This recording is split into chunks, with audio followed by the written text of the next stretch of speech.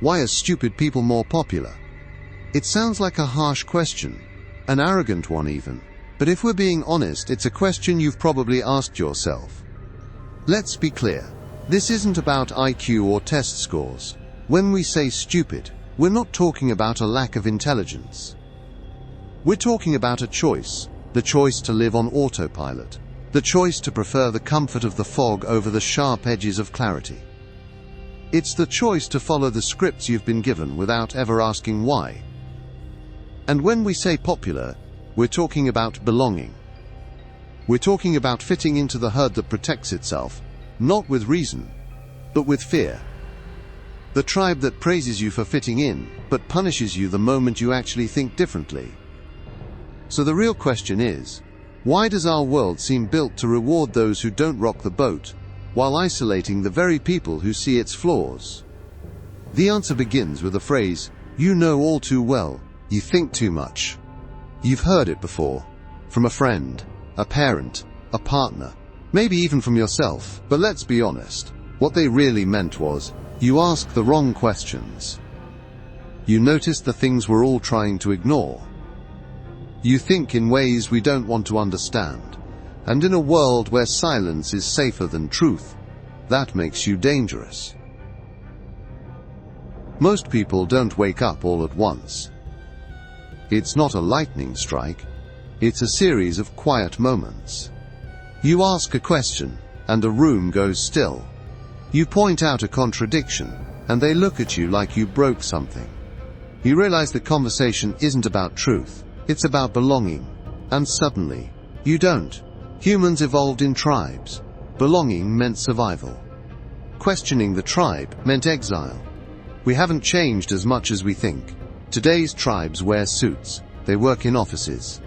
They post motivational quotes about thinking differently, but punish you the moment you actually do. Nietzsche didn't hate people, he just saw through them. He saw how the herd protects itself, not with reason, but with fear. The individual has always had to struggle to keep from being overwhelmed by the tribe. That's not just a metaphor, it's your life. That sinking feeling when you speak the truth and the room goes cold. That's the tribe activating. They're not angry because you're wrong. They're angry because you're right, and they weren't ready to hear it. People say they want deep conversations. They don't.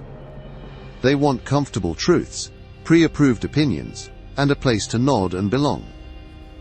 When you go too deep, when you peel back one layer too many, you trigger something primal. Fear. Rejection. Defensiveness. Because you're not just thinking, you're showing them what they've spent their whole lives avoiding. Your brain isn't broken. It's just wired for clarity in a world that prefers fog. You notice patterns others miss. The way people say one thing and do another. The performative empathy, the rituals of modern life that feel hollow. You were told this was overthinking, but it was never overthinking. It was awareness. And awareness comes with a price. People don't react to you. They react to what you reveal about them. When you speak with clarity, you reflect back their confusion. When you move with intention, you highlight their autopilot. You become a mirror. And most people aren't ready to see their own face, so they flinch. Or mock you. Or turn you into a joke, because that's easier than facing the truth. You don't want to feel superior. You just want to feel understood. But the more you think, the less you're understood. You try to connect, but the conversations feel shallow. You try to share, but your honesty sounds like attack. You start pulling away, not because you're cold, but because they make warmth feel fake. Nietzsche called it the suffering of the thinker. It's not about IQ, it's about depth, and depth is lonely. Even with all that awareness, you still show up. You still smile at people who don't see you. You still go to the job that drains you. You still scroll, nod, comply, and you hate it. Not because you're weak, but because you know better. That's the real torture. To see the cage, but still sit inside it. Nietzsche warned about this too. He who cannot obey himself will be commanded. Most people never realize they're being commanded. You do. And that's both your curse and your beginning. They won't burn you at the stake for thinking differently. Not anymore. But they'll do something quieter, safer, socially acceptable. They'll stop inviting you. They'll say you're too intense. They'll nod politely, and then never return your call. You won't be cancelled. You'll be erased. Softly, silently, Nietzsche said, "The higher we soar, the smaller we appear to those who cannot fly." They can't follow you, so they pretend you don't exist. You don't see life in black and white, you see layers. And in a world addicted to simple answers, that makes you the enemy of comfort. You ask inconvenient questions like, is this really what I want? What if I'm chasing someone else's dream? What happens if I stop pretending? People say they want authenticity, but they want it in a neat package, safe, filtered, marketable. You come in like wildfire. And they panic, not because you're wrong, but because you're real. You try to relax, but you can't. You analyze everything. Words, expressions, silences. You're always reading between the lines, and it exhausts you. Not because you want to be smarter, but because you can't turn it off. This is the trap. Society praises intelligence, but punishes those who actually use it. They'll love your brain when it solves their problems. They'll hate it when it questions their rules. You're not lazy. You're not broken. You're not too sensitive. You're carrying the weight of seeing too much. You walk into rooms and feel the tension no one talks about. You sense the lies beneath the smiles. You pretend you don't notice, because if you react, you're the problem. So you stay quiet. You shrink. You overthink every word, every glance. And then you wonder why you're drained by noon. Nietzsche didn't sugarcoat it. Invisible threads are the strongest ties. The world pulls at you, even when no one says a word. Eventually, you stop trying to fit in. Not out of arrogance, but out of exhaustion. You realize every room demands a version of you that isn't real. Every conversation has a script, and you've lost the energy to keep pretending you don't see it. So you drift. Not bitter, not loud, just apart. Nietzsche would say, "He who has a why to live can bear almost any how." And your why was never belonging. Here's the secret. There's a difference between being alone and being free. At first, the silence hurts, but then it starts to heal. You stop explaining yourself. You stop arguing with people who don't want answers. You stop shrinking to fit into places you've outgrown. You walk alone, but now it's by choice. You don't need to overthrow society. You just need to unplug from its illusions. That's the quiet rebellion. To keep your mind intact in a world that rewards self-erasure. They want you obedient, efficient, predictable, but you are built for something else. To notice, to question, to refuse.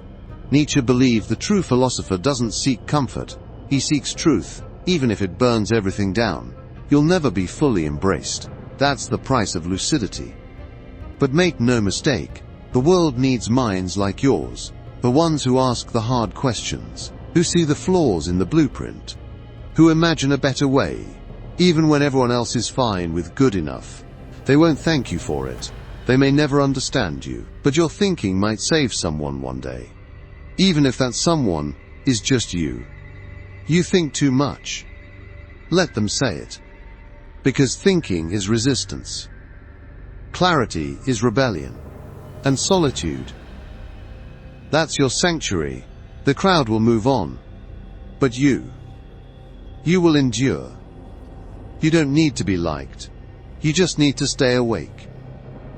You think too much. You've heard it before. From people who laugh when you get serious.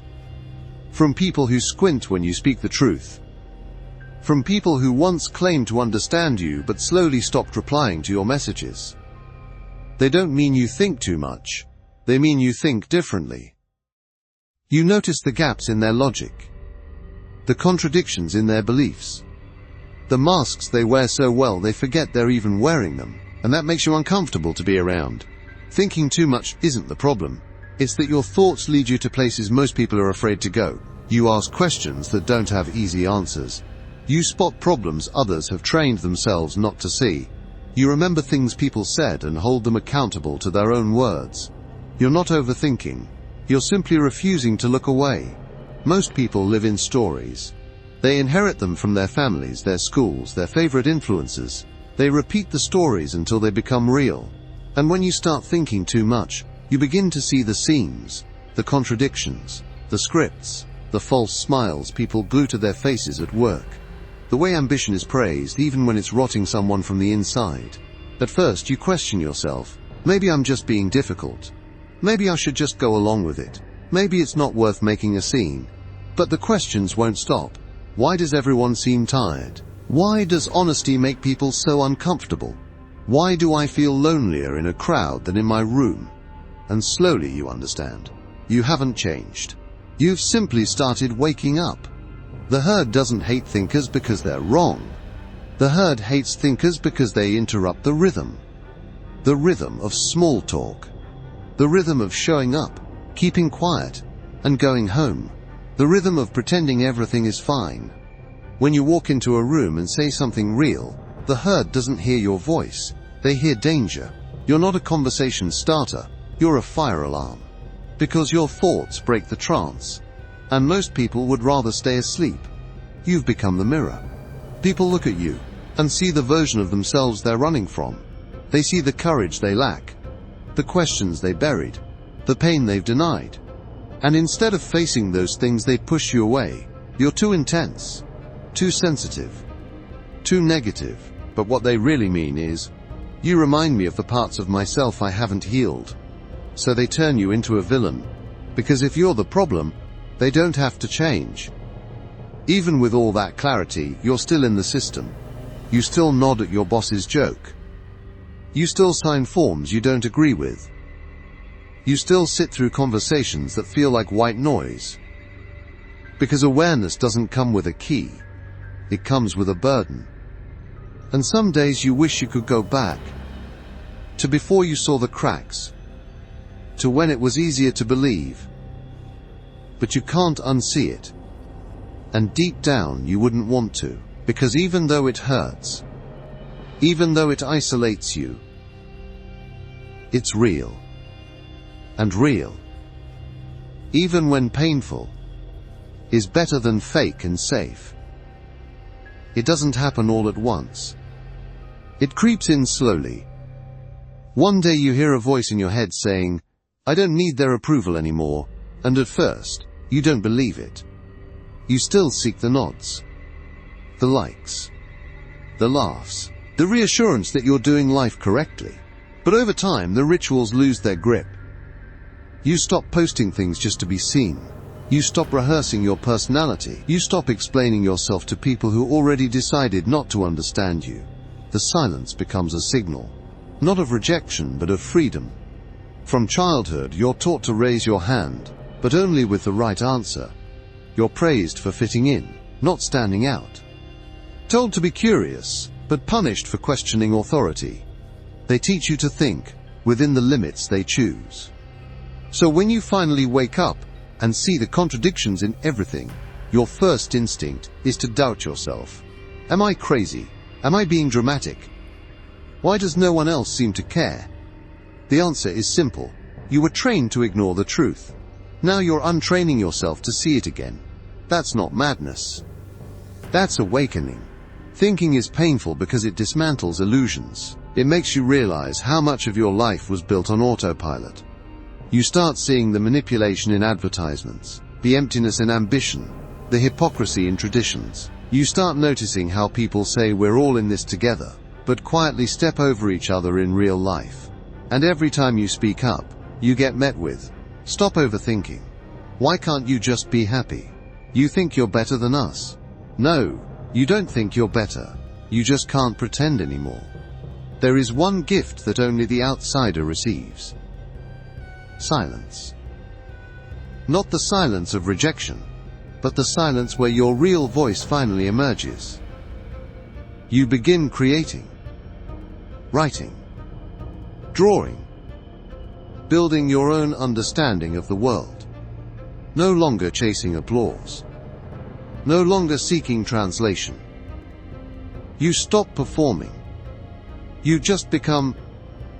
And the irony is, once you no longer care about being accepted, people start listening. But by then, you've already made peace with the fact that you don't need them to. You were never too much. You were simply surrounded by people who had no room for more. So let them call you complicated. Let them misunderstand your silences. Let them roll their eyes when you ask real questions. Because this world doesn't need more followers. It needs more people who refuse to shrink for the herd. People who speak when it would be easier to stay silent. People who walk away when the room turns fake. People who stay awake, even when everyone else is dreaming. So no, you don't think too much. You just think differently. And that is your power. They say it like it's an accusation. You've changed. You're not the same. What happened to you? As if evolving is betrayal. As if staying silent, small, agreeable, is some kind of moral victory. You didn't change. You just stopped lying. You stopped performing in conversations that drained you. You stopped laughing at things that weren't funny. You stopped saying, "I'm fine," when your soul was on fire. You didn't change. You returned to who you were before the world told you who to be. They don't burn the thinkers anymore. They promote them. Give them job titles. Feed them productivity apps and coffee loyalty cards. They say, use your mind to grow our business. Use your creativity to optimize this funnel. Use your insight to sell more shoes, more phones, more distractions. And before you realize it, your brilliance is just fuel for a system you no longer believe in. They didn't kill your mind. They rented it. And the rent is always paid in silence. Eventually you start to vanish. Not physically, not online, but in spirit. You stop explaining your ideas in meetings. You stop challenging the fake urgency of fake problems. You stop asking why, because no one ever wants to answer. You begin doing what no one else is brave enough to do. You stop talking and start watching. You watch people panic over meaningless deadlines. You watch them cling to their titles, their metrics, their masks. You watch them chase everything that never fills them, and quietly, you step back. At first, they say nothing. You slip away from the group chat. You stop attending their rituals. You stop pretending the game still matters. They don't chase you. Because people rarely notice. When depth leaves the room, until the room becomes unbearable.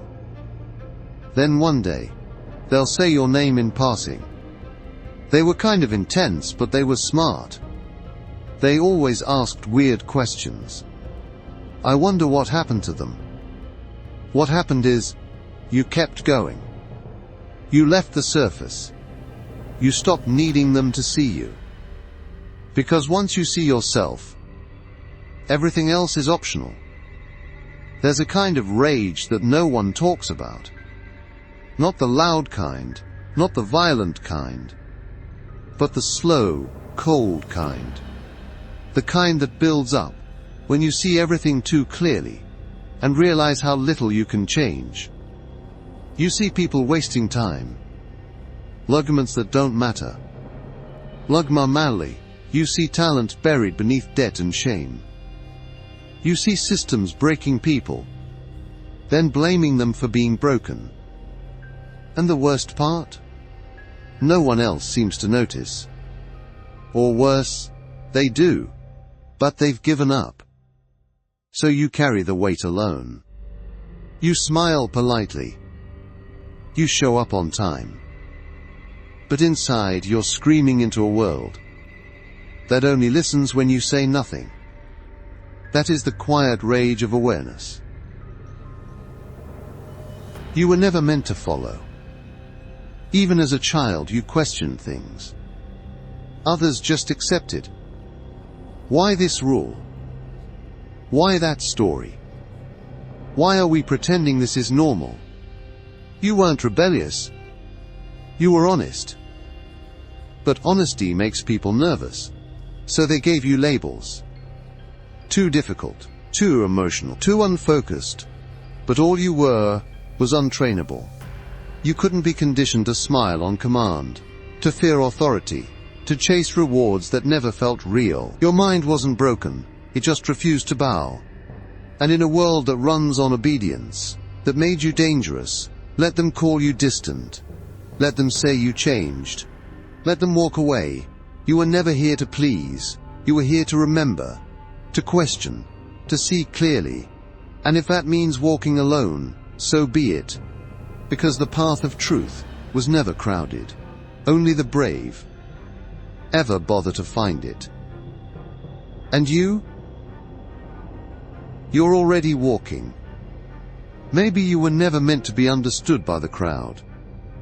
Maybe you were meant to find meaning in silence, not in noise, not in likes, not in shallow praise from people who never saw you clearly. Maybe your thinking wasn't a flaw to fix, but a fire to protect. And now that you've stopped seeking permission, you start to feel something different. Not happiness, not peace, something deeper. Alignment. You no longer beg the world to meet you. You walk in your own direction. You don't explain. You don't shrink. You don't apologize for what you see. You've paid the price of awareness. Now you own the reward. Clarity, freedom, and solitude that no longer feels like exile, but home. Let them say it again. You think too much. Smile.